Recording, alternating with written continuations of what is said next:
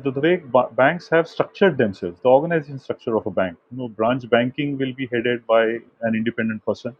Call center will be headed by somebody else. Digital channels will be headed by somebody else. So, what experience customer gets an experience that I am talking to XYZ Bank's call center limited, XYZ Bank's branch limited, XYZ Bank's tablet banking limited. He doesn't get experience XYZ Bank.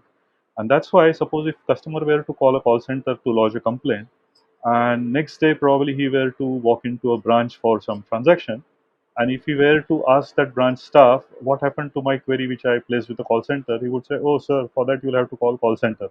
I have no idea what transpired between you and call center." I think that's the big learning amongst all the projects that we've done to create that unified, uniform customer experience, so that customer doesn't feel kind of either neglected or being thrown to fend for From one himself or one pillar to post.